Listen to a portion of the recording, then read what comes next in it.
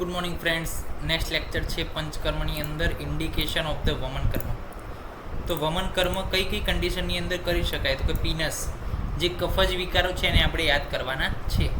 તો પીનસ એટલે કે રાઇનાઇટિસ, કુષ્ઠ છે, કુષ્ઠની અંદર પણ સ્કિન ડિઝીઝની અંદર પણ કફ જે ક્લેદકારી છે, એ કફના ક્લેદના ગુણના કારણે શું છે, સ્કિન ડિઝીઝ થાય છે. પિત્ત સાથે મળી કફ જે છે વિદગ્ધ અવસ્થામાં થાય છે અને સ્કિનના ડિઝીઝ થાય. પછી નવજ્વર એ આમની કન્ડિશનના કારણે થાય. તો આમ જે છે એની અંદર શું છે, મોટા ભાગનો કફ છે.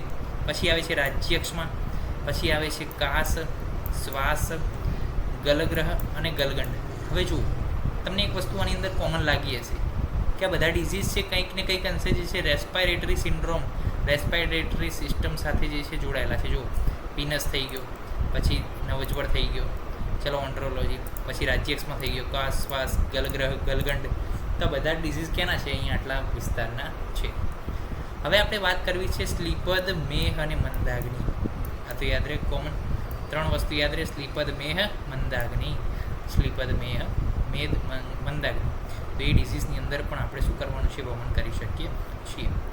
હવે આયા ઉદર રોગો. કયા કયા હતા? અન્નવા સ્રોતસના, અજીર્ણ થઈ ગયું, વિસૂચિકા, અલ્સક, ગર્વિશ. આ બધા રોગો શુંના છે? ઉદરના છે. તો એ પણ આપણે જોઈ લીધા. હવે આપણે જોઈ લઈએ બીજા ઉદર રોગો. તો પ્રશેક છે, રલ્લાસ છે, અરુચિ છે, અપચો છે. તો આ જે છે સાથે યાદ રાખવાના છે આ બંને. જો અજીર્ણ, વિસૂચિકા, અલ્સક, ગર્વિશ, પ્રશેક, અલ્લાસ, અરોચક, અપચો. ત્યારબાદ રક્તપિત્તને અલગથી યાદ રાખવાનું છે. પછી અપચમાં રૂમમાં આપણને યાદ રહે અલગથી મેન્ટલ ડિસઓર્ડર, સાયકોલોજીકલ ડિસઓર્ડર. ત્યારબાદ અતિસારને અલગથી યાદ રાખવાનું. અતિસારને આને ભેગું રાખો તો પણ ચાલશે, પરંતુ એ પૂરી સ્રોતસની અંદર જશે પાછું. અને છેલ્લા છે સોફ, પાંડુ અને શ્લેષ્મ વ્યાધિ. પાંડુની અંદર શું થાય? તો સોફ પણ જોવા મળે છે. તો એ જે છે ત્રણે ત્રણ વસ્તુ પાછી અલગથી યાદ રાખવાની. તો કોઈ પણ ડિઝીઝ, કોઈ પણ કર્મના ઇન્ડિકેશન જે છે, બધા ડિઝીઝ છે એ બધાને શું એકદમ યાદ નહીં રાખવાનું, એના અલગ અલગ ગ્રુપ પાડી દેવાના. દાખલા તરીકે આપણે પાડ્યું પેલું રેસ્પિરેટરી સિસ્ટમ, તો કે પીનસ, કુષ્ઠ, નવજ્વર, રાજ્યક્ષમાં કાસ, શ્વાસ, ગલગંડ.